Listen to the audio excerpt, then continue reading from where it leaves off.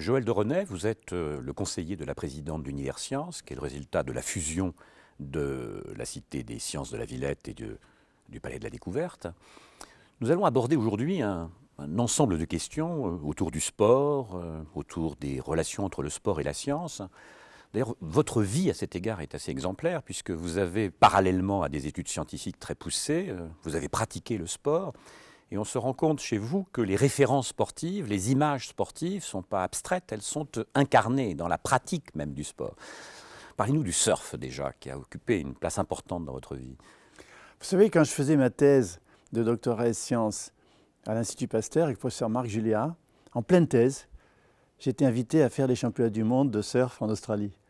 Et je surfais déjà depuis pas mal de temps. Et j'ai été le voir dans son bureau. J'ai dit, professeur, est-ce que vous me laisseriez partir un mois pour aller faire du surf en Australie? Il m'a regardé un peu avec un air bizarre et m'a dit, écoutez Joël, pourquoi pas, ça vous fera réfléchir à votre sujet de thèse. Donc voilà, j'ai toujours continué à garder cette relation entre le sport et la science. Et d'ailleurs, pas mal de mes idées de livres ou de recherches sont venues de l'immersion dans l'océan. Et le surf, vous l'avez pratiqué de façon intensive. Vous avez même été champion de France, vous avez participé à des championnats du monde. Oui, j'ai commencé en 57, vous voyez, j'ai jamais arrêté. Je surfe depuis 1957 grâce à Peter Wirtel, un Américain qui est venu tourner un film en Espagne, m'a laissé une planche qu'il avait amenée avec le matériel de tournage du film.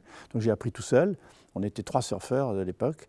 Et puis j'ai jamais arrêté de surfer. Et je surfe encore. Et je vais y aller encore très bientôt. Et effectivement, j'ai gagné les premiers championnats de France de surf.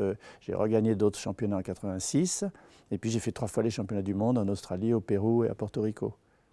Et la pratique du sport, la pratique du surf, vous a appris un certain nombre de choses que la science confirmera. Il y a des anticipations que la pratique sportive permet d'obtenir, notamment concernant l'imitation, la simulation, l'anticipation. Comment le surf a-t-il nourri votre réflexion, et en particulier votre réflexion scientifique? Et sur la vie, parce que le surf, c'est l'aléatoire, c'est le chaotique, c'est l'imprévisible.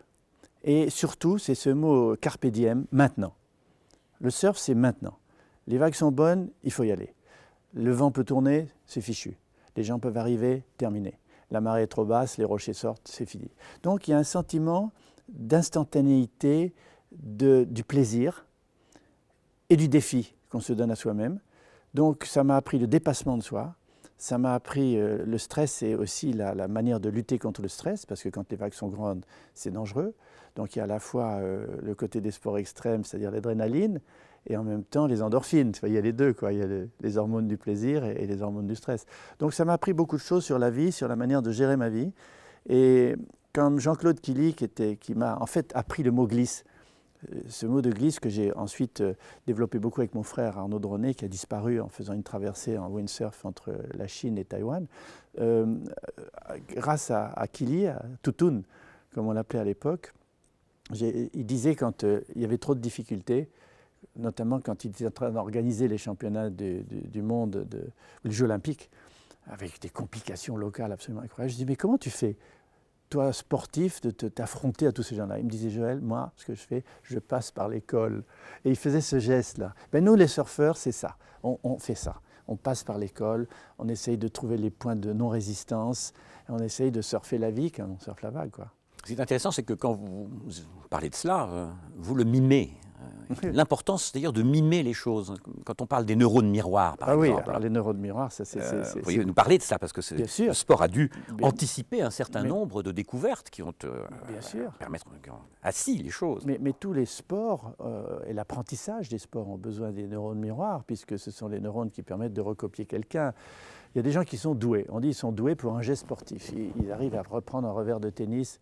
C'est vous. Ça, c'est moi, l'introduction du skateboard en 1964, les premières planches à roulettes, qui n'étaient même pas en polyuréthane, c'était de la ferraille, comme du patin à roulettes, pris par mon frère Arnaud devant la tour Eiffel. Donc ces neurones miroirs sont essentiels pour l'apprentissage. C'est eux qui vous permettent de copier quelqu'un, de faire ces gestes dont vous parliez, que je fais là maintenant.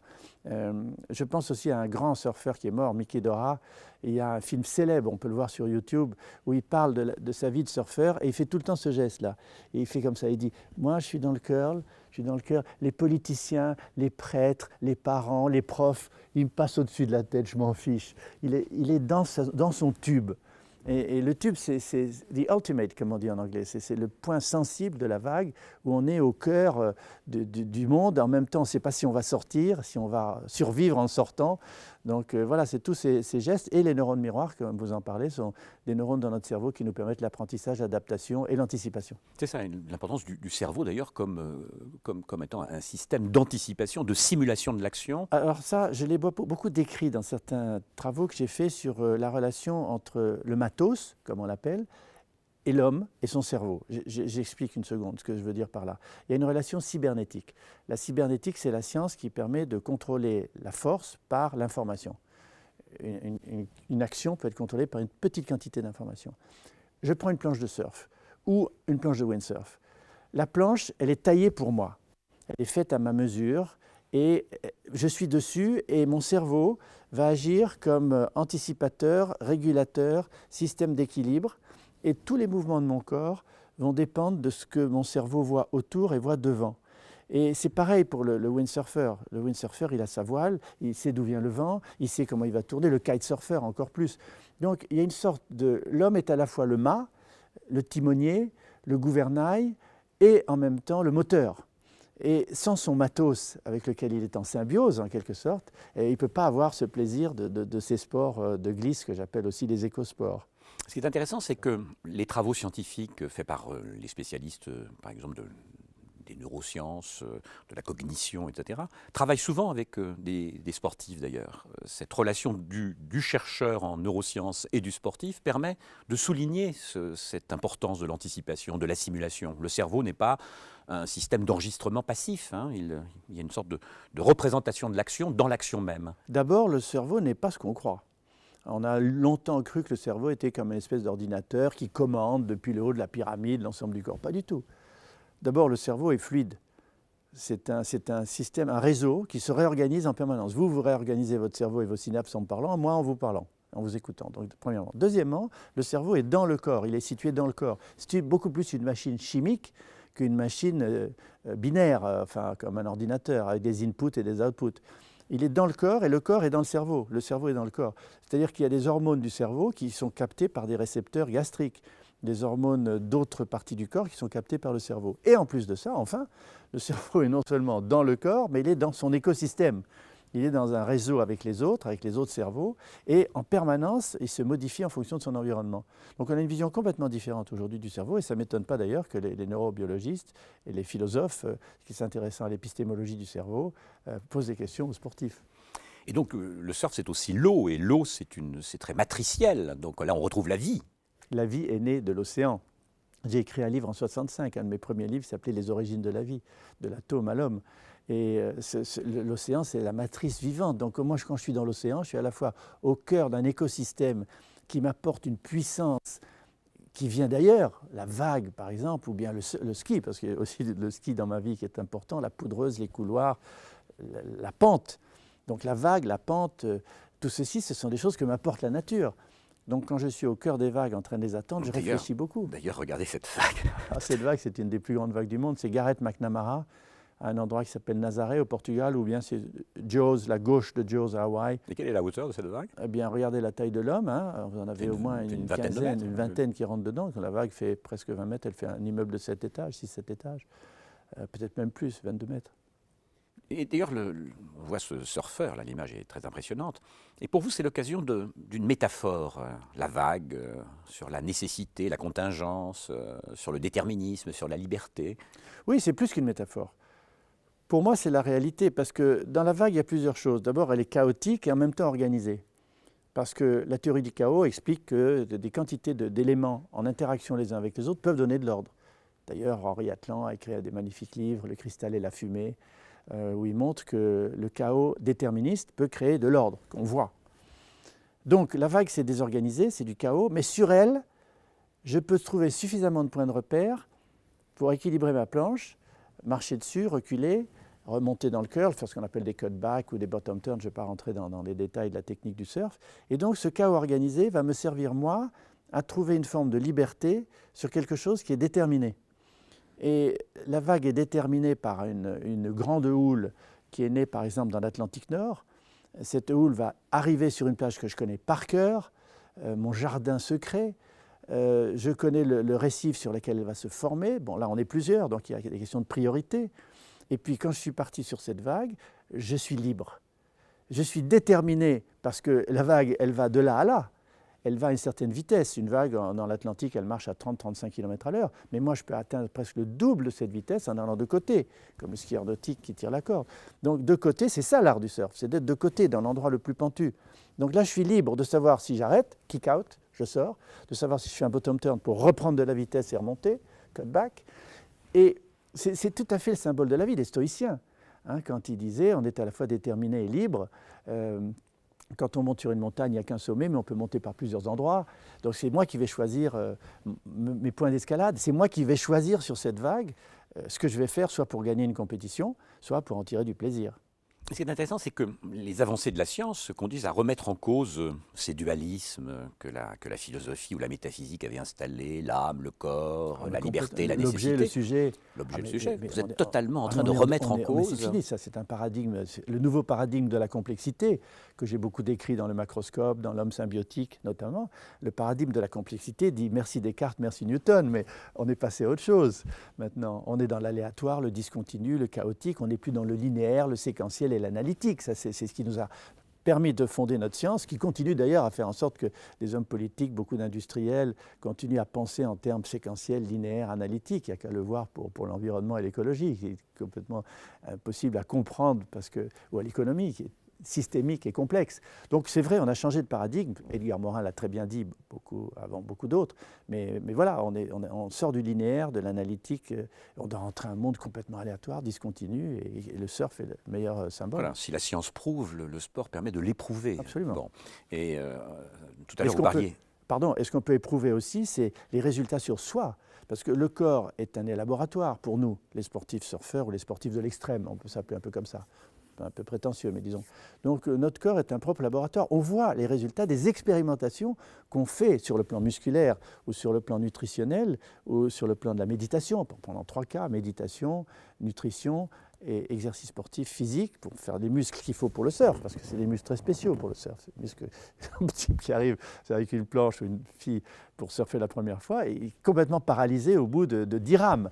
Parce qu'il y a des muscles qui ne marchent pas normalement dans la vie. Donc on expérimente sur son corps et on voit les résultats. Et cette vision des résultats très rapide, donne une satisfaction, un plaisir de pouvoir qu'on peut contrôler certains éléments de son corps et de son cerveau. Finalement, on ne sort pas de la question qu'avait posée Spinoza, que peut le corps ? On s'est interrogé longuement, savoir ce que pouvait l'esprit, de façon presque narcissique. Que peut le corps ? Est-ce que ça vous semble être un bon programme ? Oui, c'est une très bonne question, parce que le corps ne peut rien sans 2 choses. Le cerveau dans le corps et le cerveau dans son écosystème. Donc que peut le corps ? Ça dépendra de son écosystème et donc ça dépendra aussi beaucoup de son réseau de relations, d'où l'importance des réseaux sociaux, des réseaux d'amis, de son écosystème personnel et physique. D'ailleurs, quand on pose la question « que peut le corps ?», il y a l'exemple même de ce seau là, que vous avez sous les yeux. Que vous inspire d'ailleurs, voilà, que vous inspire ce mouvement qui peut paraître totalement artificiel, contre-naturel, et qui pourtant permet finalement d'envelopper l'obstacle et de le dépasser? D'abord, c'est l'innovation du sport qui considère que le corps et la barre sont 2 paramètres qui doivent être en complémentarité. C'est aussi le sauteur à la perche qui a développé un outil différent. La perche, c'est un tremplin maintenant. On a autorisé des perches qui permettent un effet de ressort. Tous les sports modernes innovent pour dépasser ce que le corps ne peut faire. Prenez un goal de grande compétition de football international. Regardez ces gants. C'est autorisé encore. Mais les gants sont des gants, ils sont beaucoup plus grands que les mains, beaucoup plus durs. Donc on permet d'arrêter des ballons qu'on ne pourrait pas. Nous, les surfeurs, si je vous raconte, mais je ne vais pas le faire, ce serait trop long, les innovations de ces 10 dernières années, c'est hallucinant. les innovations de combis. On a même inventé des combis airbags qui permettent de remonter très très vite du fond de l'eau si on est pris à Maverick ou des endroits catastrophiques comme ça. On a des différents types des combis chauffantes. On a des paraffines nouvelles, on a des planches à quattro. Moi, je surfe avec des quattro, c'est-à-dire des planches avec 4 dérives. Pourquoi? Parce qu'on a une accroche dans la vague comme avec des skis paraboliques. Donc, tous ces sports se marient les uns avec les autres. Et pour carver, comme on fait, au carving, avec des skis paraboliques, eh bien, on a transposé ça dans les planches de surf pour faire en sorte que le corps se dépasse avec l'outil qu'il maîtrise, avec lequel il est en symbiose. Et cette relation donc de plus en plus étroite, parfois même peut-être inquiétante entre le sport et les évolutions de la technologie, ça peut être invasif aussi, c'est pas simplement de l'ordre de l'instrument, d'un rapport de moyens à fin.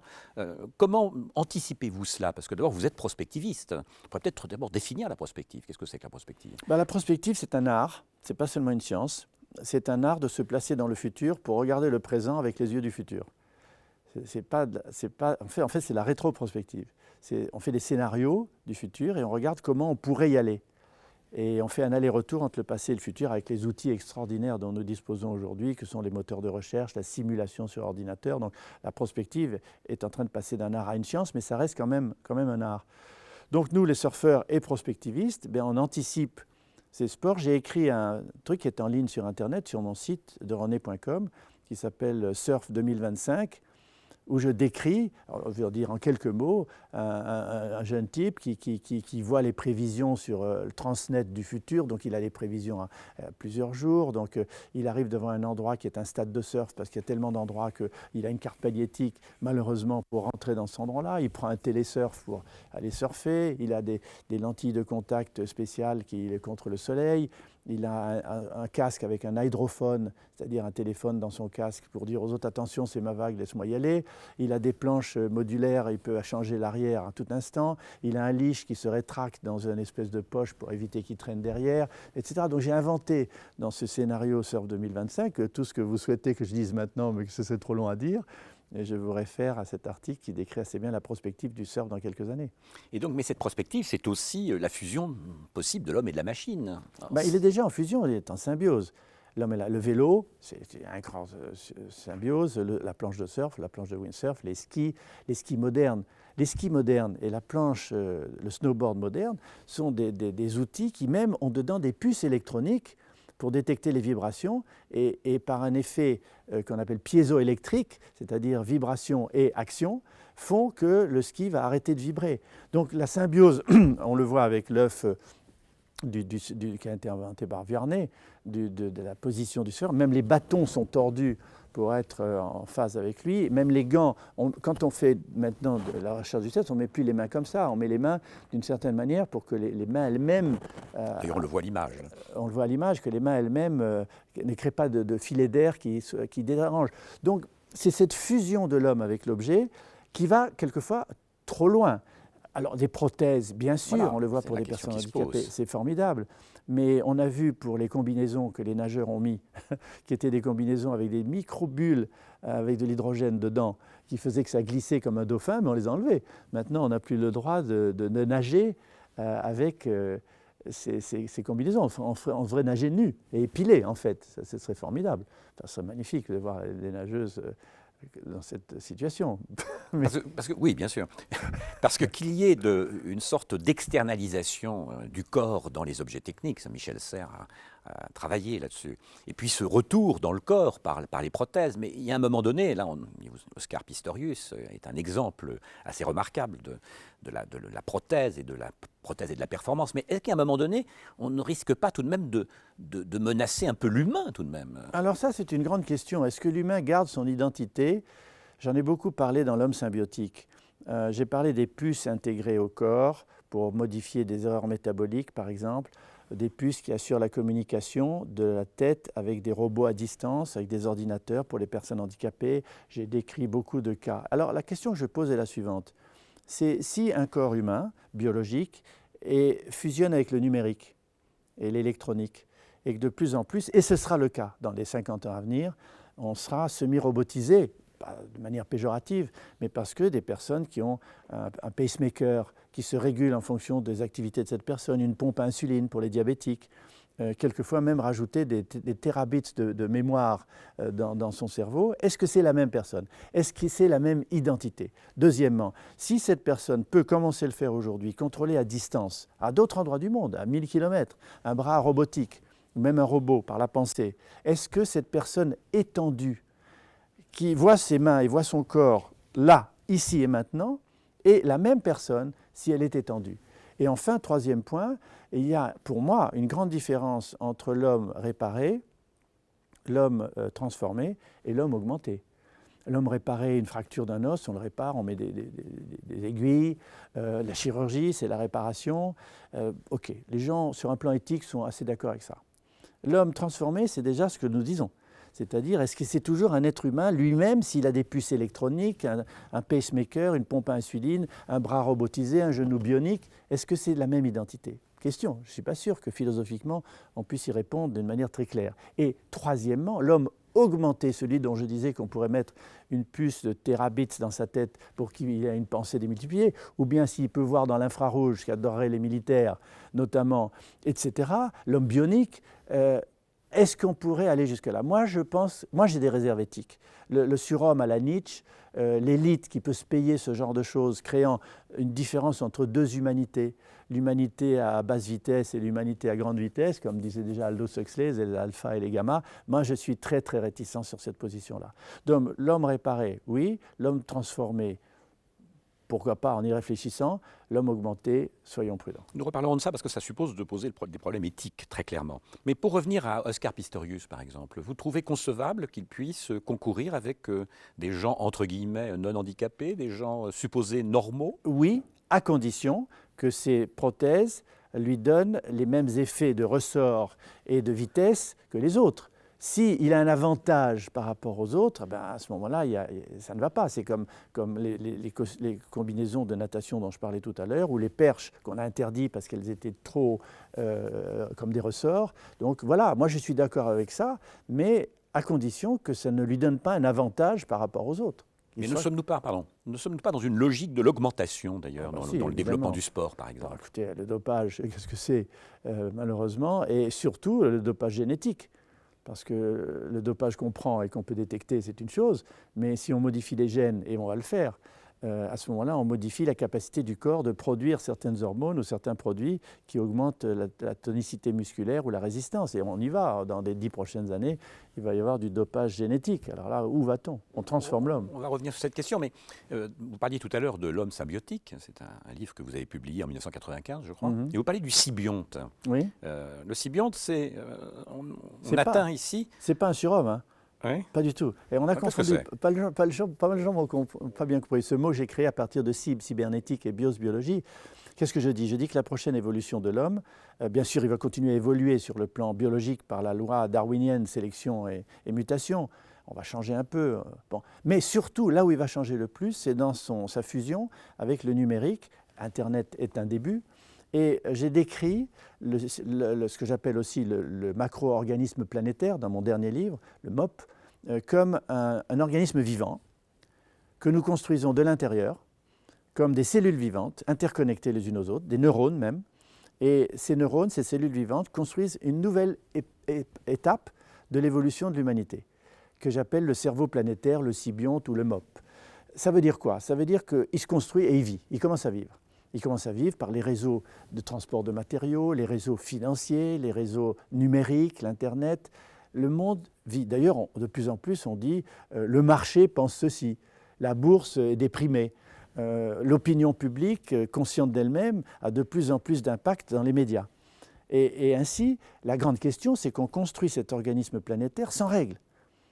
Il y a des règles politiques, des règles religieuses, des règles marketing, commerciales, mais des règles scientifiques, on est quelques-uns maintenant, progressivement, à dire, mais attendez, ça s'est passé comme ça avant, comment ça pourrait continuer à se passer si nous prenions en main notre propre évolution de l'intérieur de cet être vivant que nous construisons. Et ça, c'est tout l'objet de l'homme symbiotique et de l'homme créé à la vie, mon dernier livre, qui parle aussi beaucoup de tout ça. Donc, quand je parle de ça avec Yves Coppens, mon cher ami anthropologue, Il me dit, mais Joël, l'homme va évoluer encore pendant 40 000 ans, 400 000 ans, avant qu'il y ait des changements importants, il ne va rien se passer. Mais je dis, mais non, regarde, on est déjà des mutants, avec des sens nouveaux, le GPS, la télécommande, on est déjà des mutants. Et notre génération montante, la NetGen, ce sont des mutants hybrides semi-robotisés.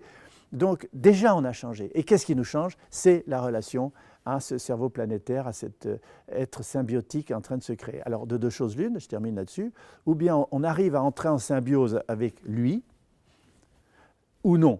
Si on met en place les règles scientifiques que je préconise un peu dans mon bouquin, on pourrait y arriver. Si on n'y arrive pas, il se retourne contre nous. Il devient une sorte de Big Brother, de Frankenmon, de Golem, tout ce que vous voudrez. Et enfin, le symbionte ou le macro-organisme planétaire, il pourra se produire en différents endroits du monde. Ce n'est pas global. Ma métaphore est globale pour faire réfléchir les gens à l'après-humain isolé.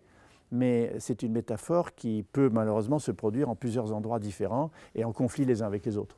Et le symbionte sportif, ça donne quoi? Parce qu'on peut... Mais non, on peut pas. Le symbionte sportif, non. Non, c'est l'homme bionique sportif, ça oui, on en a beaucoup parlé. Mais le symbionte sportif, c'est simplement un sportif qui est connecté par son cerveau à des tas d'autres éléments du monde. Par exemple, imaginons un championnat de golf international. Avant, les gens écrivaient leurs résultats sur une petite carte en carton et puis téléphonaient au clubhouse pour dire où ils en étaient. Maintenant, il y a des quantités de logiciels utilisant le GPS et la Wi-Fi qui vous repèrent dans le parcours avec des bornes, ce qui fait que si vous le voulez, vous pouvez savoir où en sont vos concurrents sur votre smartphone. Les gens qui sont au Clubhouse voient en temps réel toutes les équipes, où ils en sont et combien de points ils ont. Ben voilà, ça c'est déjà un mini-cerveau planétaire, un mini-symbionte à l'œuvre. C'est un écosystème informationnel collectif.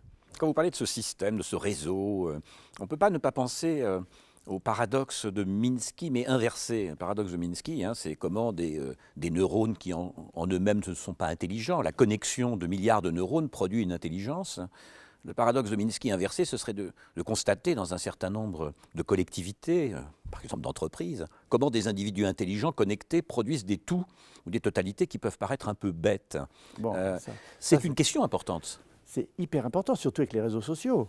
Voilà. Moi, je considère, si vous voulez, 3 formes d'intelligence. D'ailleurs, c'est passionnant de voir que notre cerveau a exporté dans l'Internet, pour être simple, les 3 couches de son cerveau. L'hypothalamus, le cerveau primitif, qui est le cerveau de l'instinct, du contact, de la connexion avec les autres, de la reconnaissance de l'autre. Le mésencéphale, le cerveau moyen, qui est le cerveau de la vie collective, de la famille, de la nidification chez les oiseaux. Et le cortex, qui est le cerveau symbolique de l'abstrait et du raisonnement. Eh bien, on a exporté ça dans l'Internet, avec 3 formes d'intelligence que j'appelle l'intelligence connective, l'email, le chat, les forums, l'intelligence collaborative, Wikipédia, Linux, des gens qui font des choses, pas payées, mais pour la communauté. Et troisièmement, l'intelligence collective, qu'on appelle aussi en anglais le crowdsourcing, la possibilité de résoudre des problèmes complexes en faisant appel à beaucoup de gens différents dans le monde connectés entre eux. Alors, cette intelligence collective peut se retourner sur la plus grande stupidité. Pour le moment, comme intelligence collective, qu'est-ce qu'on a? On a le vote, on a les manifs, on a les stades. Quand les gens font la hola dans un stade, c'est une forme d'organisme collectif, mais ce n'est pas très très malin.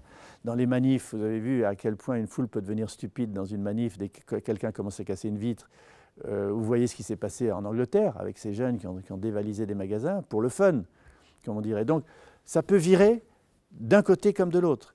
Mais l'espoir, c'est que peut naître une forme d'intelligence collective par la connexion des gens entre eux, avec 3 étapes. La première étape, avec les moteurs de recherche. Nous sommes tous connectés à la mémoire du monde, avec Google, Bing, Yahoo. Première étape, je sais, ou je peux savoir. La seconde étape, grâce aux réseaux sociaux, je sais, nous savons ensemble. Donc je sais, nous savons ensemble. Et la troisième étape qui arrive maintenant, nous savons aussi ce que les autres savent avec le crowdsourcing. C'est ce que ça veut dire. Alors là, c'est un peu provoquant ce que je vais dire, mais je le dis quand même. Il y a une courbe d'augmentation de la densité du réseau Internet, des interconnexions comme des synapses dans le cerveau, dans le symbionte si vous voulez. Et à partir d'un certain point, qu'on appelle un point de singularité, que moi je situe vers 2050, 2060, peut-être un peu avant, le système non seulement peut devenir conscient, mais il peut devenir conscient de lui-même. Vous comprenez ce que je veux dire? Qu'est-ce que ça veut dire d'un espèce de réseau global, planétaire, dont nous sommes les neurones, qui non seulement est ce qu'on appelle la conscience collective, Jung l'avait déjà dit, mais une conscience collective réfléchie. Non seulement je sais, comme l'animal, mais je sais que je sais. Et qu'est-ce que serait ce cerveau planétaire, global s'il existe ou non, qui sait qu'il sait? C'est qui ce truc-là? Évidemment, ça pose un problème. Parce Parce que Big Brother n'a pas été envisagé ça peut être comme... Big Brother, ça on sait qu'il y a Big Brother. Mais s'il était positif... Mais Orwell n'envisage pas qu'il soit réflexif. Bien sûr, bien sûr, bien sûr. Mais moi, je dis qu'il pourra être réflexif. Je ne suis plus le seul à le dire. Je fais partie d'un groupe mondial qui s'appelle Global Brain Research Institute, qui s'est créé il y a pas mal d'années. Il y a des Chinois, il y a des Brésiliens, il y a des Russes. On est plusieurs scientifiques à réfléchir. C'est passionnant. Eh bien, on pense tous que la réflexivité de ce système conscient de lui-même va arriver dans 50 ans, un siècle, je ne sais pas quand. Mais à ce moment-là, qu'est-ce que c'est que ce truc-là? Qu'est-ce que nous sommes par rapport à lui? Est-ce qu'il nous veut ou il veut nous virer? Excusez-moi de l'expression. Non, puis on sait très bien aussi, pour être nous-mêmes des animaux conscients, on sait très bien que la conscience, elle est pleine d'illusions, pleine de creux, pleine de trous, pleine d'intermittences. Si en plus il y a des intermittences, des illusions, des trous dans cette conscience planétaire, où allons-nous? Parce que y aura-t-il un inconscient? Il n'y a pas de conscience sans inconscient. Un inconscient planétaire? Mais Internet, déjà, il est schizophrène, voilà. Paranoïaque et mégalomane. Hein. Donc il y a des maladies transposées de nos cerveaux. L'ATN est schizo, beaucoup. La désinformation, enfin, toutes les maladies du cerveau existent dans la transposition de nos 3 couches du cerveau dans l'Internet d'aujourd'hui. Ce qui est intéressant, vous parlez de mutants, de mutations. Vous essayez de convaincre Coppens là-dessus. Ça pose quand même un problème. Alors, est-ce que l'humanisme a encore un sens? On pourrait en reparler. Et puis, vous êtes tout de même habité par l'exigence d'un mieux vivre ensemble. J'aimerais savoir, le mieux vivre ensemble, le sport doit y participer, il a toute sa place dans ce mieux vivre ensemble. Comment peut-on penser ensemble à la fois ces mutations, l'évolution technologique, le caractère invasif par exemple des techniques, et cette exigence éthique du mieux vivre ensemble, c'est-à-dire de repenser à la fois le lien social, peut-être lié à la civilité, enfin tout ce qui permet à une société de vivre de manière à peu près pacifique. Il faut venir à Universcience d'abord, c'est exactement notre message. Notre message, c'est comprendre le monde, la technologie, c'est vouloir ce monde, c'est si possible aimer ce monde et le construire ensemble. Comprendre, vouloir, aimer, construire. Et donc ça se fonde sur des valeurs différentes, ce qu'on essaye de faire, avec des expositions, des débats, des colloques, des discussions, avec des jeunes notamment. Et ça répond en partie à votre question, ça répond à la question du vivre ensemble. Il faut d'abord se comprendre ce qui arrive, faire de la prospective, voir les outils, comment faire en sorte que de mutants que nous sommes en train de devenir, nous soyons des mutants humanistes. Moi, je suis un technologue humaniste. Ce qui m'intéresse, c'est l'humain, la société, ce n'est pas la technique en elle-même. Donc c'est toujours la relation science-technique-société qui nous passionne à Universcience. Et c'est celle que j'essaie d'appliquer avec d'autres amis dans nos écrits et dans nos réflexions sur l'homme. Et là naissent de nouvelles valeurs. Des valeurs qui sont plus seulement la concurrence, la compétition, gagner contre l'autre, mais des valeurs comme le gagnant-gagnant, le win-win, on peut gagner ensemble, comme l'empathie. Je me mets à la place de l'autre pour comprendre ses sentiments, ses émotions, la solidarité, la générosité, le partage. Donc je décris beaucoup tout ça dans mes livres parce que je pense que nous allons vers une nouvelle ère qui est une ère d'un nouveau paradigme, d'un paradigme de la complexité, où je parle régulièrement, même depuis le macroscope en 1975, de la complémentarité entre la vision analytique et la vision systémique. Et je pense que cette vision systémique que l'on commence à avoir avec la génération nouvelle A, parce qu'elle est transversale de nature grâce au réseau, à Internet qu'elle a depuis qu'elle est née, et grâce à cette vision systémique du monde, les conflits sont différents. Les conflits ne sont plus des conflits de rapport de force, mais peuvent être des conflits de rapports d'interaction. On va revenir aux valeurs dont vous avez parlé tout à l'heure, mais j'aimerais qu'on revienne tout de même à cette idée du vivre ensemble.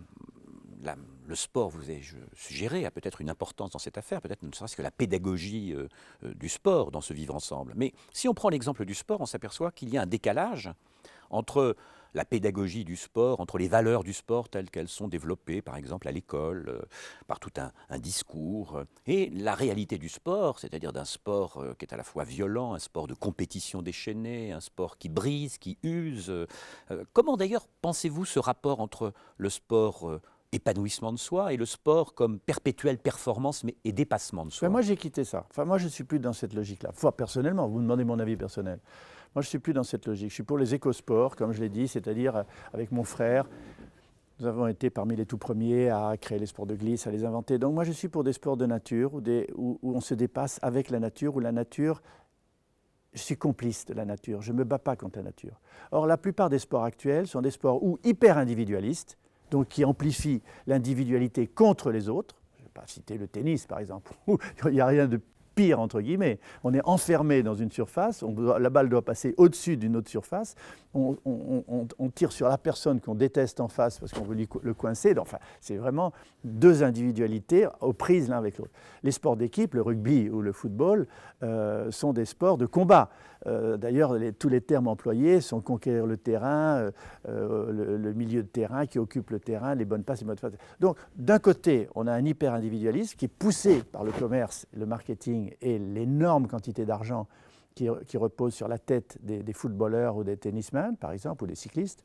Et de l'autre côté, on a des sports d'équipe où là aussi une énorme quantité d'argent est mise sur le pouvoir attractif de ceux qui regardent et ceux qui ne participent pas, de l'émotion générée par ces sports qui va vers deux déviances. La déviance hyper individualiste et l'argent, et la déviance hyper compétitive et l'argent.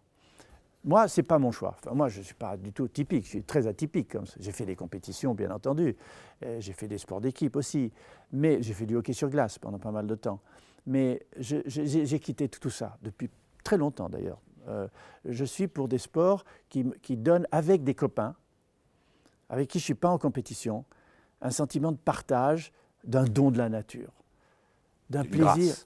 Comment ? D'une grâce. Une grâce. C'est un don extraordinaire d'avoir une vague parfaite offshore de 2,50 m de haut et d'être seul dessus. Et même si je suis avec Vicente Lizarazu, avec qui je surfe souvent, on est copains, on dit vas-y, tu me laisses la prochaine, on se partage les vagues.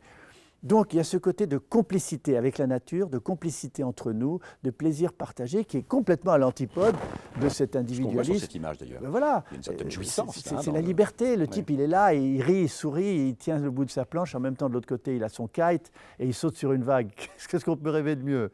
Il est complètement libre. Mais attention, comme dans le road rage, la rage de la route, où les gens ont la main crispée sur le volant à côté de l'autre qui est dangereux parce que c'est l'autre, il y a le surf rage. Le surf rage, vous avez des gars, des locals, des types locaux, vous allez surfer dans un endroit que vous ne connaissez pas très bien, vous n'êtes pas présenté avant, ils ne savent pas qui vous êtes. Et si vous leur piquez une vague, comme on dit dans notre jargon, vous les taxez, vous vous faites casser la figure. Il y a des gars spécialisés de certaines plages, je ne vais pas les citer parce qu'elles sont très connues, à l'île Maurice, au Brésil ou en Californie. Ils sont toujours là, c'est leur plage, et si vous arrivez, ils vous virent. Donc l'individualisme en surf, ça existe aussi. Je ne veux pas tracer une image angélique de ce sport aussi très compétitif. Mais en général, la plupart des bons surfeurs, surtout les longboarders sont plus, on appelle ça en anglais lay back, c'est-à-dire plus cool que les shortboarders. Je n'ai rien contre les shortboarders, j'en ai aussi bien sûr. Mais il y a une espèce de côté d'amitié, de partage, de solidarité, de plaisir en commun qui est assez formidable de la longboard et de certains endroits comme Parlementia à Guétari en France par exemple, où il y a des règles éthiques qu'on a définies entre nous pour qu'on ne se fasse pas trop de mal les uns les autres. Mais ça n'a rien. La réponse que vous avez donnée à ma question, c'est une réponse, je dirais, philosophique.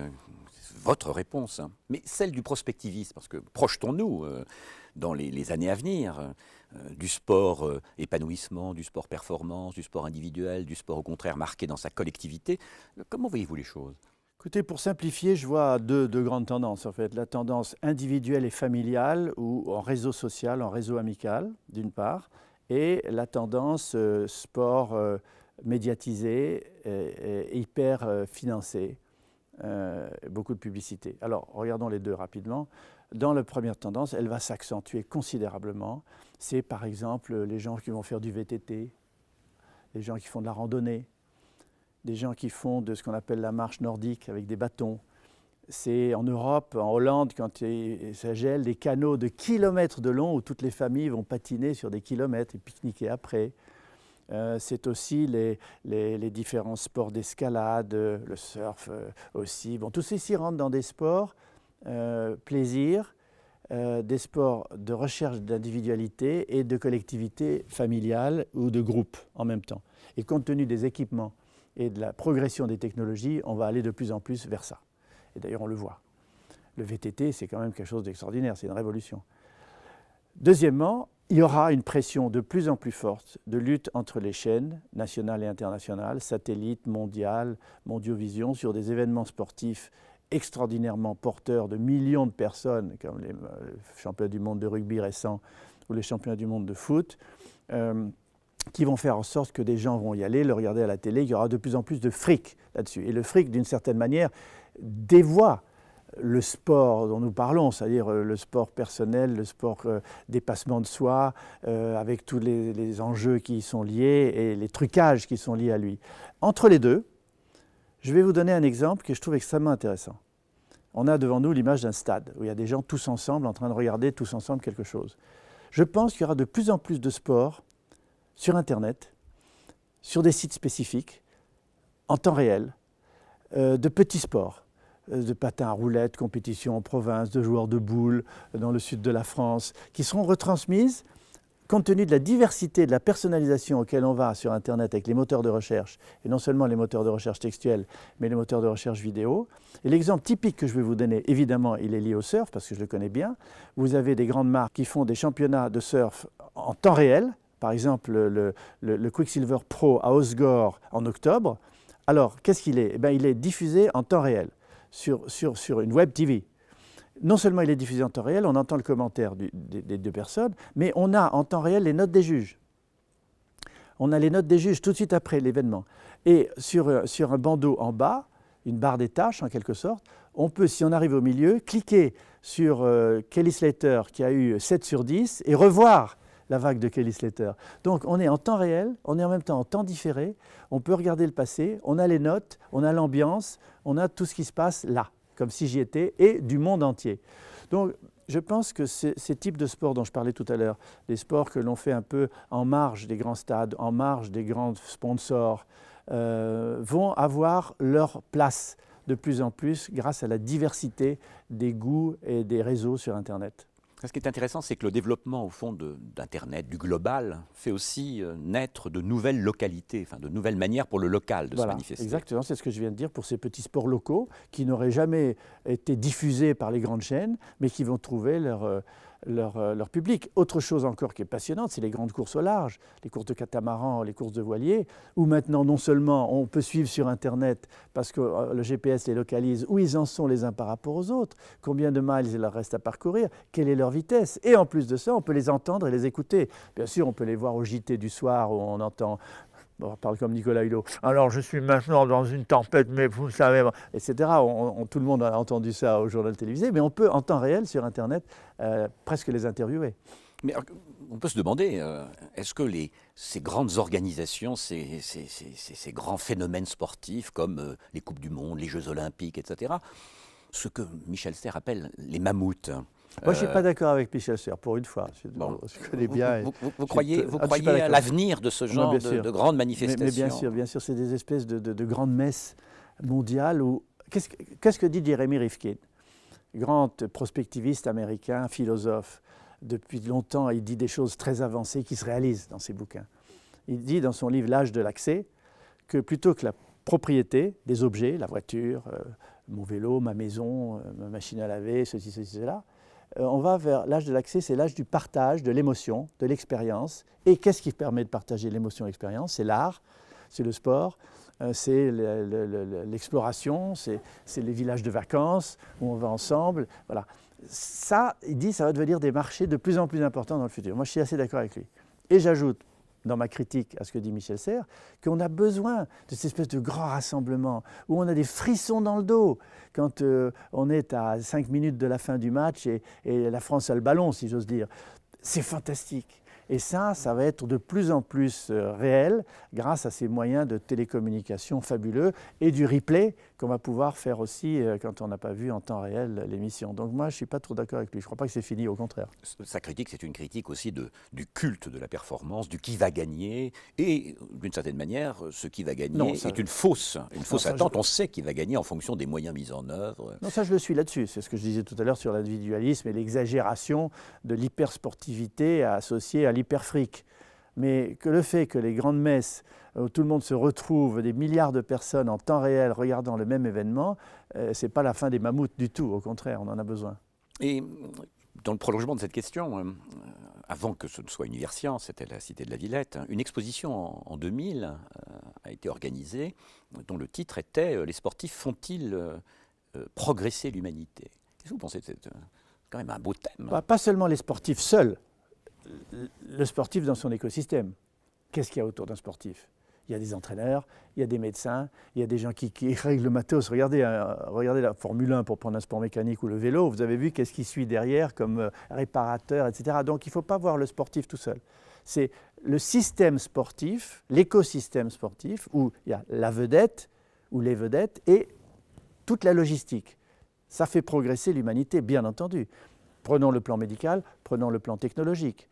Sur le plan médical, il n'y a pas de doute, mettant le dopage à part et le PO, etc., il n'y a pas de doute que sur le plan médical, un marathon, ça se prépare et on sait ce qu'il faut comme glucides à utilisation lente pour tenir le coup. On sait que dans un sprint, il faut autre chose, que le triathlon, ça demande une préparation particulière. Le surf, on est très conscient des problèmes posés à la nuque, aux yeux, à l'alimentation. Moi, j'arrive à faire 6 heures de surf dans une bonne journée, c'est-à-dire 3 fois 2 heures. Et bien, je fais très attention à la nutrition avant, pendant et après. Donc, sur le plan biologique et sur le plan médical, il n'y a aucun doute que le sport extrême et le sport de compétition fait progresser l'humanité, mieux se connaître. L'épigénétique, par exemple, la révolution de ces dernières années, naît aussi de la relation au corps. Et puis sur le plan technologique, les innovations sportives sont extraordinaires. J'ai cité le surf et je le cite souvent, mais dans le monde du surf, en 10 ans, il y a eu des innovations fantastiques. Que dire dans le monde du vélo? Que dire dans les raquettes de tennis? La raquette de Federer, c'est une raquette responsive. Elle est comme un trampoline. C'est-à-dire que quand la balle frappe la raquette, dans l'armature de la raquette, il y a des quartz piézoélectriques, c'est-à-dire qui réagissent à la force en créant une contraction magnétique. Et donc, quand la balle frappe, paf, il y a une contraction qui fait qu'elle est renvoyée plus fort, elle est autorisée. Mais les nouvelles raquettes, c'est une technologie hallucinante en fibre de carbone.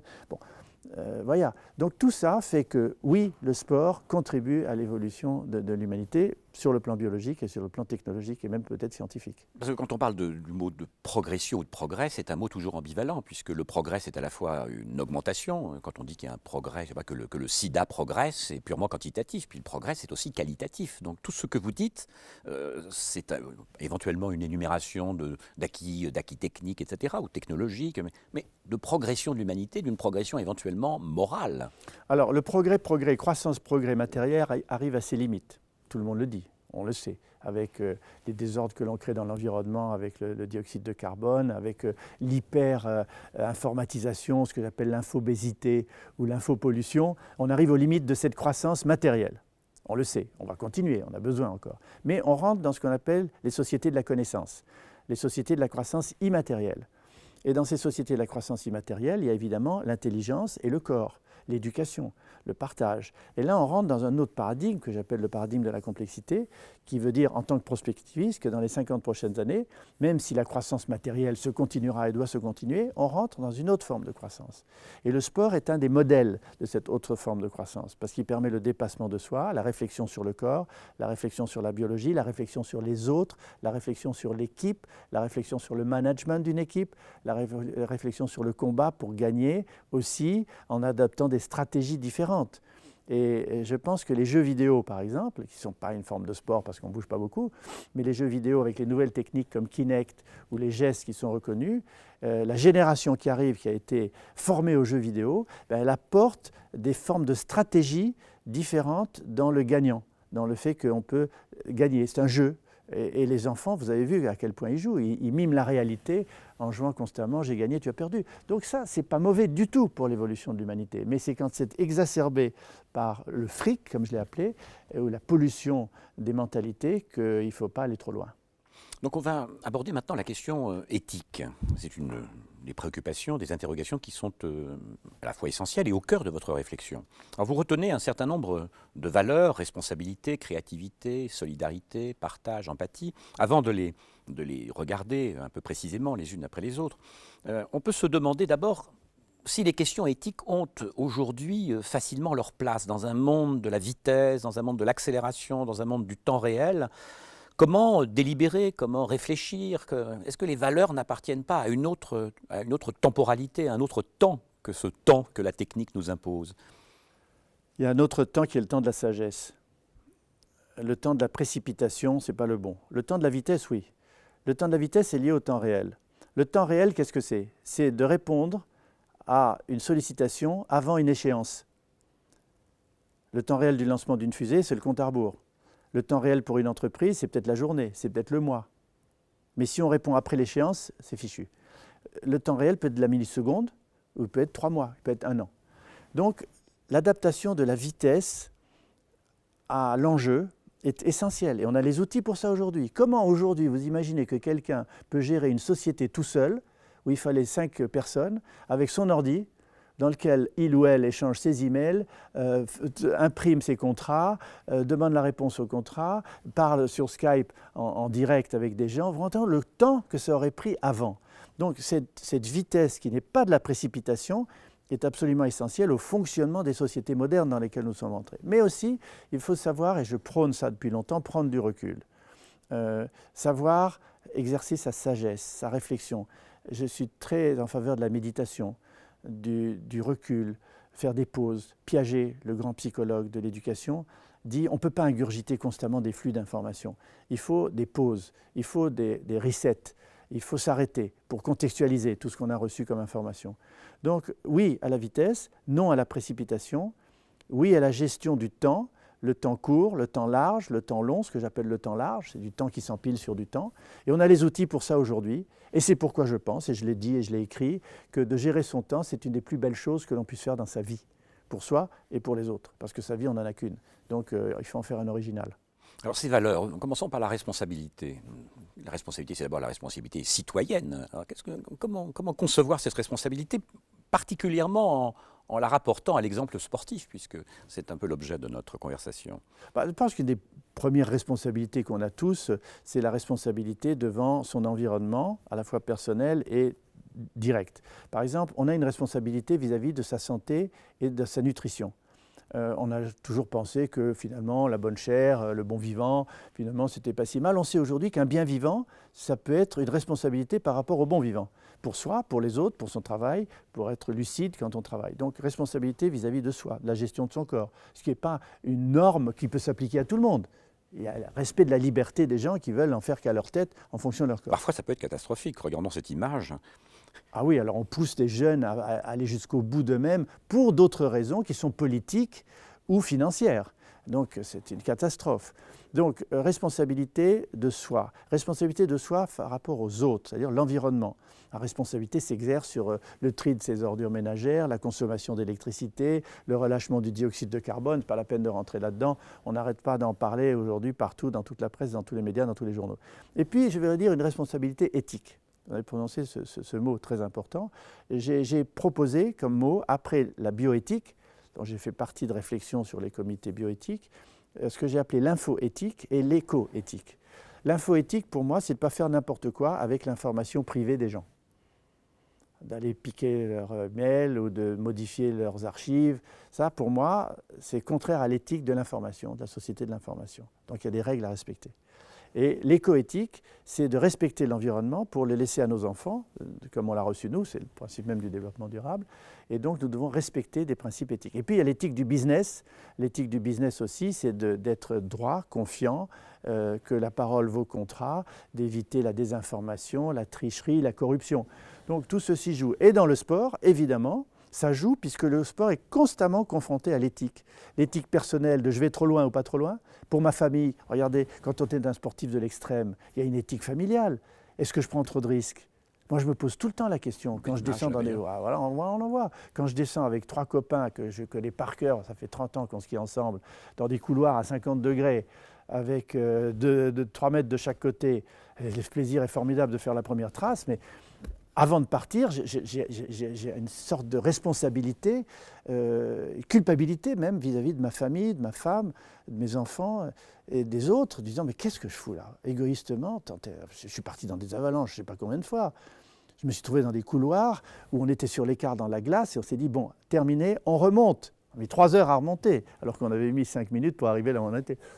Donc je pense que ça se pose constamment dans le sport et l'éthique du sportif face au dopage, face à la tricherie, face aux sponsors biaisés, etc. est constante. Elle est constante. Et la responsabilité joue sur cette part de son éthique par rapport à celle des autres.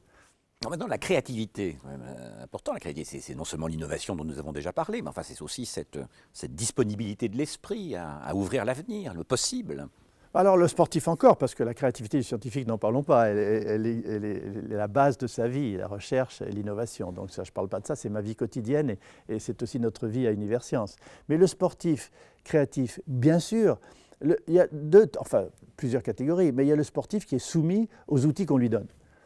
Le sportif qui fait du vélo avec des mécaniciens derrière ou la Formule 1, bon, c'est sûr qu'il peut pas trop, il peut donner quelques idées. Par contre, les sports de l'extrême et les écosports dont je parlais tout à l'heure, chaque sportif est constamment un inventeur, un innovateur. Il va parler à ceux qui lui fournissent le matériel. Nous, les discussions qu'on a sur les fabrications de planches, je peux vous dire qu'avec Michel Barland, par exemple, ou tous ceux qui fabriquent des planches Phil Grace, qui shape mes propres planches à moi, j'en ai une douzaine, l'innovation, elle est constante. Je prends cette vague, je dis, tu sais, finalement, la dérive est trop grande, on a dérapé. Est-ce que tu ne peux pas inventer une dérive plus souple? Voilà. Donc, le kitesurfer, il passe son temps à innover et à dire à son fabricant de voile, attention, là il faut une suspente de plus, les straps dans ma planche sont trop serrés, il faut qu'ils puissent partir en cas de danger, etc. Donc le sportif individuel et en groupe est un innovateur constant grâce à la relation qu'il a avec les fabricants de ce matériel, le matos comme on l'appelle, qu'on adore. On n'est rien sans le matos. Mais la créativité, ce n'est pas simplement de célébrer, avec évidemment raison, l'importance de l'innovation, mais c'est aussi scientifiquement certaines découvertes récentes, par exemple comme l'épigénèse, l'importance de l'épigénèse, qui donne une assise scientifique à la créativité. Alors d'abord, qu'est-ce que c'est? L'épigénétique, pour moi, scientifique, c'est la plus grande découverte en biologie de ces 50 dernières années. Voilà, un tripoté de prix Nobel derrière. Épi, ça veut dire après, génétique, c'est-à-dire ça vient après le génome. La banque de gènes, l'ADN, on a 30 000 gènes, on a 3 milliards de caractères génétiques, on connaît ça maintenant, on a une banque génétique qui programme la fabrication des protéines et des enzymes qui font marcher notre usine cellulaire. On commence à bien connaître tout ça. L'épigénétique, comme épiphénomène, c'est quelque chose qui vient par-dessus. L'image que je donne à mes étudiants souvent, c'est que l'ADN, c'est comme la portée des notes, les notes musicales sur une portée, ça c'est l'ADN, mais la symphonie qu'on va faire selon le talent du chef d'orchestre et des musiciens, c'est l'épigénétique. Allegro ma non troppo. Voilà. C'est la différence qualitative entre l'inscription du programme et l'interprétation du programme. Alors, pourquoi l'épigénétique c'est tellement important, y compris pour le sport et pour la vie en général?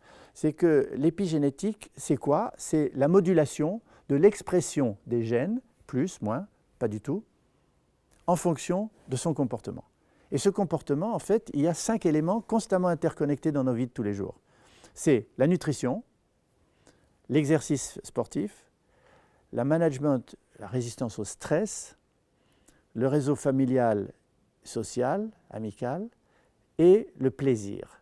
Ces 5 éléments sont coordonnés dans un diagramme systémique en permanence. Et si on joue d'eux en synergie, on peut se maintenir en bonne santé, se maintenir en optimal sportif et vieillir moins vite. Donc, vous imaginez l'impact de l'épigénétique. Moi, je dis aux gens, oui, vous pouvez faire quelque chose pour vous. Mangez différemment, je peux vous expliquer comment. Faites 20 minutes ou 30 minutes de sport par jour, je peux vous expliquer comment, sans exagérer. Faites de la méditation, de la respiration, tranquille, les mains comme ça, je peux vous expliquer comment. Donc, il y a des tas de gens qui font ça maintenant. Donc, la synergie de ces 5 principes de l'épigénétique permet dans le corps de fabriquer des hormones, je ne vais pas rentrer dans les détails pratiques, qui vont permettre à l'ADN de s'exprimer plutôt que d'être fermé. Pourquoi? Parce que l'ADN est entouré d'une couche protectrice qu'on appelle les histones, un peu comme un fil électrique est entouré d'une gaine plastique. Pour atteindre le fil électrique, c'est-à-dire l'ADN, il faut que la gaine s'ouvre. Si la gaine ne s'ouvre pas, l'ADN ne peut pas être traduit. Or, qu'est-ce qui ferme et qui ouvre ces gaines à certains endroits de la librairie génétique?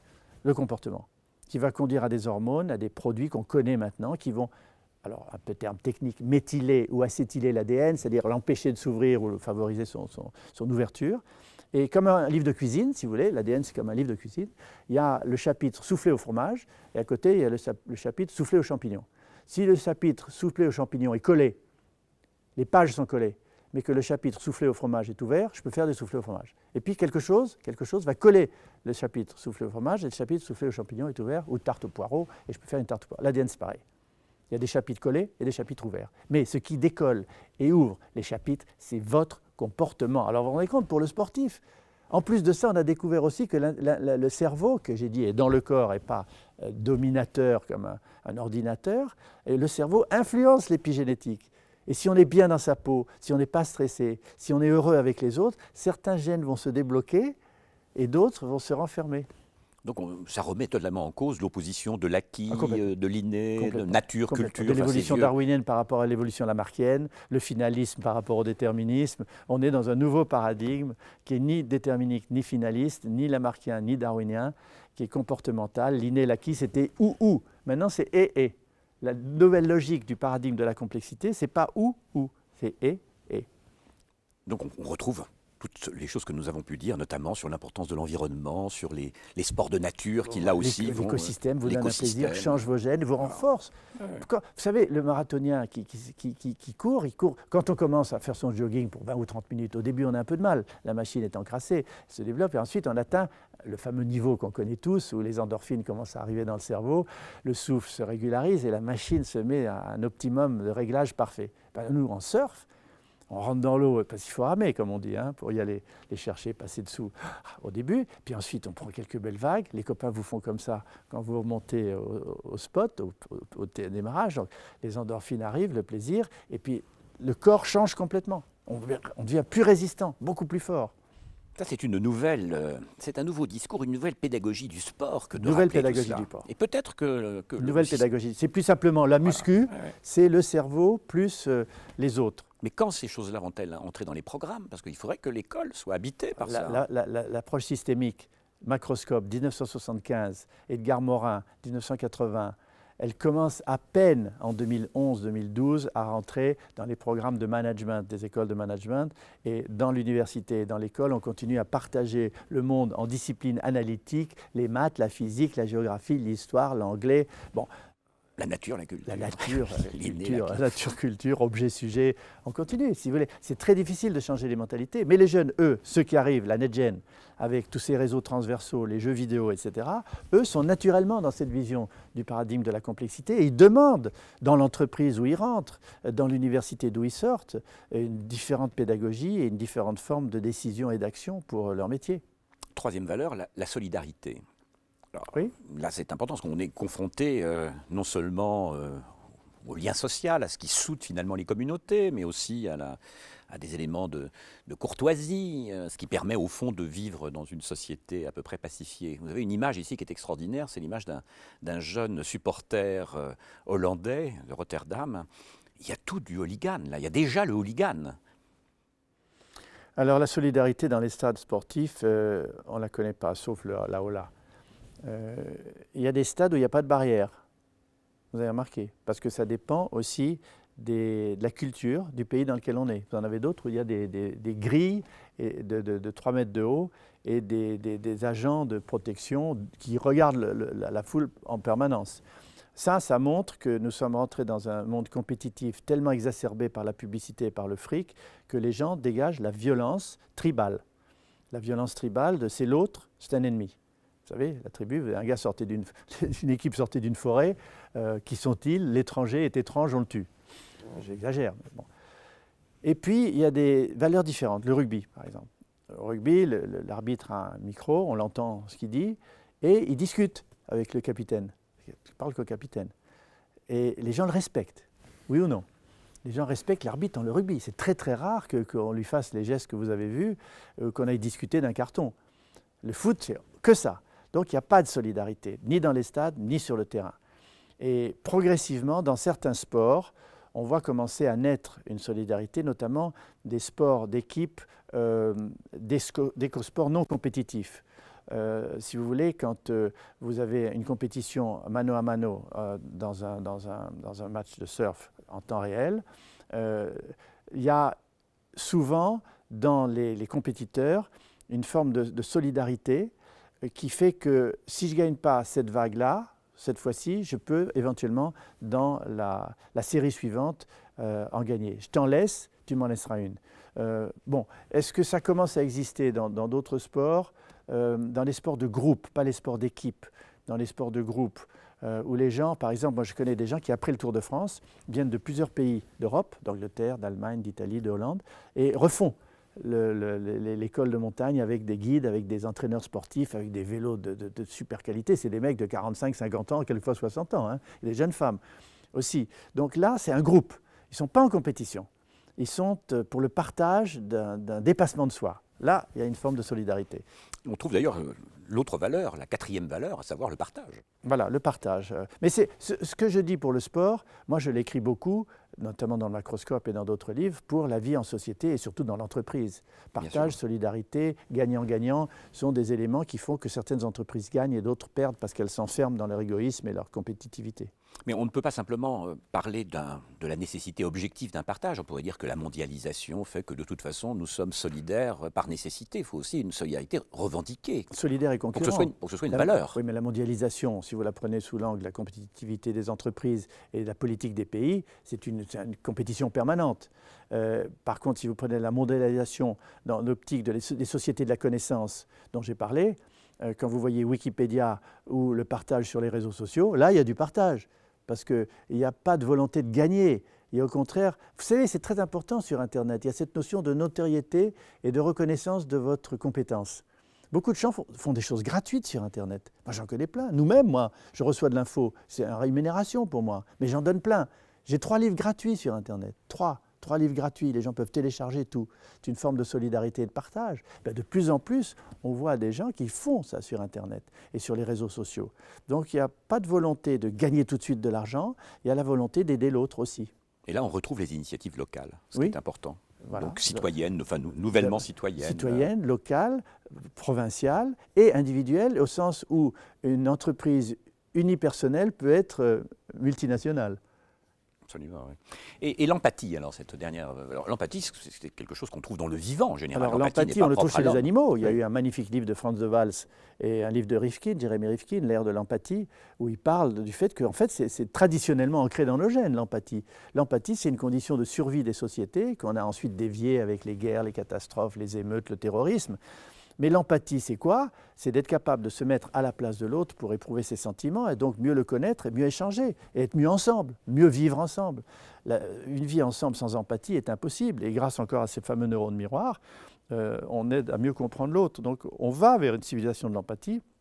Moi je le dis, je l'écris depuis pas mal de temps, mais ces 2 livres magnifiques le montrent encore mieux puisqu'ils démontrent que dans l'histoire des animaux, l'empathie existe. Mais quand on parle des neurones miroirs à propos de l'empathie, c'est que les neurones miroirs, ça peut être favorable. Ça peut être aussi, lorsque l'on regarde des spectacles, par exemple, abominables, de violence, une manière de nourrir ou de solliciter en soi les mêmes zones cérébrales que celles que mobilise le criminel. Ça joue dans les 2 sens, comme Internet, le meilleur et la pire des choses. Les neurones miroirs peuvent être extrêmement utiles dans le sport, puisque nous parlons de sport, pour l'apprentissage, copier un geste, copier un swing de golf, ou bien copier un revers de tennis, copier la position d'un skieur. Moi, ça m'a énormément aidé, mes propres neurones miroirs, à copier des gestes, et on est plus ou moins doué pour ça. Mais aussi, quand on le voit dans les tueurs en série, qui sont rendus publics à la télévision, ça redéveloppe par les neurones miroirs des instincts de mort chez des gens qui ne doutaient même pas qu'ils pourraient éventuellement avoir ce type d'instinct, qui se découvrent violeurs, tueurs en série, et s'ils sont dotés d'armes de destruction massive, c'est la pire des choses. Donc les neurones miroirs vont jouer dans les 2 sens, il faut en être conscient, savoir les utiliser à bon escient et savoir empêcher qu'ils conduisent à des catastrophes comme celles que je viens de décrire. L'éco-société dont vous parlez, hein, c'est une notion importante chez vous, que vous concevez à la fois philosophiquement et prospectivement. C'est à la fois la convivialité plus les télécommunications. Exactement. Lénine, je reprends la phrase de Lénine quand même qui était très importante. Il disait le communisme, c'est les soviets plus l'électricité. Et moi, j'ai dit dans le Macroscope, dans ma conclusion qui s'appelle « Voyage en écosocialisme », terme d'ailleurs qu'on me reprend maintenant, tant mieux d'ailleurs, dans Note de voyage en écosocialisme, je décris effectivement le fait que la convivialité, l'éco-société, c'est la convivialité plus les télécommunications. À l'époque, en 1975, je disais télécommunications. Aujourd'hui, je dirais le cloud ou l'Internet ubiquitaire. Mais je pense absolument que c'est le cas. Donc cette éco-société Elle est là, est on l'a censée construite. réaliser aussi On l'a les construite. 5 valeurs dont nous avons parlé tout à Elle est en l'heure. train d'essayer de les réaliser. Elle est en train d'essayer de les réaliser. Les réseaux sociaux sont une expérience extraordinaire. Ils ont des désordres, des défauts aussi. On en dit trop sur les réseaux sociaux. Mais il n'y a pas que les réseaux sociaux. Il y a Viadeo, il y a LinkedIn, il y a Foursquare. Enfin, je ne vais pas vous les citer tous, on les connaît. Et ce sont des réseaux qui permettent d'échanger, de comprendre l'autre. Rappelez-vous ce que je disais, c'est je sais, nous savons ensemble, nous savons aussi ce que les autres savent. Donc tout ça ouvre vers le partage, vers la solidarité. Ce n'est pas une vision optimiste que j'ai, c'est une vision réaliste et pragmatique. Je suis un technologue humaniste. La techno ne m'intéresse pas en tant que techno. Ce qui m'intéresse, c'est les rapprochements des gens entre eux. Et donc on retrouve au fond le sport, puisque le sport permet, Bien sûr. dans cette éco-société, d'incarner justement ces valeurs dans leur ambivalence à la fois. Dans leur ambivalence, ce exactement. qu'elles ont à la fois de Exactement. positive Dans leur ambivalence. et de négative. Vous insistez sur une distinction importante, qui est une distinction qui n'est pas simplement conceptuelle, qui renvoie vraiment à des champs différents, entre le rapport de force ou les rapports de force, qui sont des rapports d'antagonisme, des rapports de compétition, et les rapports de flux. Vous pouvez préciser les choses. Si vous voulez un rapport de force, je vais symboliser comme ça, c'est par exemple le rapport de force militaire. Vous avez tant de têtes nucléaires, j'en ai tant. Le rapport de force politique, combien de voix vous avez dans votre parti, combien de moi j'ai dans mon parti, syndical, etc. On peut sortir d'un rapport de force par une escalade. Et c'est discontinu et donc dangereux. Il y a des moments d'instabilité. Donc on a vécu là-dedans, société de la compétition, de la concurrence, sont fondées sur des rapports de force. Et progressivement, ça existait déjà depuis longtemps, grâce aux échanges culturels, aux échanges d'informations. De plus en plus maintenant avec Internet, les réseaux sociaux, la télévision mondiale, on peut favoriser ce que j'appellerais, je symboliserai comme ça, des rapports de flux, c'est-à-dire deux flux en sens inverse, mais qui se régulent l'un par rapport à l'autre. Le meilleur exemple qu'on peut donner, c'est un seau qui se remplit par un robinet et se vide par un trou. Si j'arrive, par l'information que je tire du débit, à régler mon robinet pour qu'il ait le même débit que le trou à la sortie, j'ai un niveau qui reste fixe. Il n'est pas statique. C'est un niveau qu'on appelle dans notre jargon stationnaire. C'est-à-dire que toutes les molécules à l'intérieur du seau se renouvellent constamment, mais le niveau reste stationnaire. Donc je peux le régler. Ce qui veut dire que les rapports de flux impliquent des échanges d'informations, l'écoute de son écosystème, l'écoute des autres, alors que les rapports de force sont binaires. C'est moi contre toi, et j'en sors. Donc je pense que de plus en plus, la société de demain, les sociétés de la connaissance vont se fonder de plus en plus sur ces rapports de flux. Et j'ai pas mal écrit là-dessus et fait des conférences dans ce domaine. Et je reçois un accueil extrêmement intéressé du fait que les gens réalisent que c'est déjà en cours et que c'est à eux de le mettre en œuvre beaucoup plus que dans la compétitivité et la concurrence acharnée que se livrent les entreprises, les personnes et les sportifs. Vos derniers ouvrages, en tout cas l'objet d'un certain nombre de vos réflexions très récentes, porte sur la vieillesse. C'est évidemment une question qui a tout de suite fasciné tout le monde, la perspective de vivre plus longtemps. Vous dites d'ailleurs que la vie normale d'un homme, ce serait entre 120 et 140 ans. Évidemment, il s'agit pour vous de concevoir une avancée dans l'âge en restant jeune. Comment cette réflexion s'inscrit-elle dans tout ce que nous venons de dire, dans cette réflexion générale sur l'éco-société ? Moi, ce qui ne m'intéresse pas du tout, c'est de vivre vieux. Ce que je veux, c'est vieillir jeune. C'est-à-dire vieillir avec des tas de capacités intellectuelles et physiques qui me permettent de faire des choses pour moi et pour les autres, surtout ma famille, mes collaborateurs, mon pays, le monde. Vous êtes surfeur et vous continuez à l'être, bien sûr, il faut le dire. Parce que mais je suis addict, comme on dit. Voilà. Je suis complètement drogué du surf. Ça, c'est une obsession. Je regarde la météo tout le temps. Bon. Après, je ne parle pas de moi. Je dis que la capacité de vieillir jeune est fondamentale et on peut progressivement y arriver grâce à l'épigénétique, grâce à la nutrition, grâce à l'exercice, grâce aux autres, grâce au plaisir, grâce à la relation. Moi, je connaissais bien un René Berger, un très grand critique d'art qui est mort il y a quelques années, à 92 ans, je le voyais souvent. Et il avait cette phrase formidable, il disait « Plus tu donnes, plus tu restes ». Plus on donne autour de soi, intellectuellement, financièrement, physiquement, plus on dure. Parce qu'on s'extériorise de cette petite enveloppe égoïste qui est le corps, dit « je dois mourir, c'est fichu, je meurs », et tout ces trucs. Alors effectivement, la durée de vie de l'homme peut être entre 120 et 140 ans. On meurt prématurément pour toute une série de raisons que j'ai décrites dans un livre qui s'appelle « Une vie en plus, la longévité, pourquoi faire ». Mais la volonté d'y aller peut conduire à y aller progressivement, à moins d'accidents. Et j'applique à ma vie le principe de Pascal. Pascal disait est-ce que Dieu existe ou non? De deux choses l'une. Je fais comme s'il existait. Donc j'applique toutes les règles pour faire plaisir à Dieu. et les règles de la religion. Et donc, deux choses l'une. Je vais mener une vie, s'il n'existe pas, j'aurais mené une vie pleine de valeurs, pleine de richesses, parce que ces valeurs sont quand même formidables pour construire sa vie. Et s'il existe, c'est du win-win. Pascal, c'est pas le mot gagnant-gagnant. De toute façon, j'irai au paradis parce que j'ai fait ce qu'il disait. Eh bien, moi, je dis, je vais vivre 120 ans, disons. Je n'y arriverai pas, ou même 140. Mais par contre, j'ai 60 ans de projets devant moi. 50 ans, 40 ans de projets. Tous les matins, je me lève en disant qu'est-ce que je vais faire dans les 5 ans à venir, dans les 10 ans à venir. Et donc, en ayant cette progression vers l'avant, ou bien je meurs demain matin, mais je suis mort avec mes projets, ou bien je continue à vivre et je l'ai fait.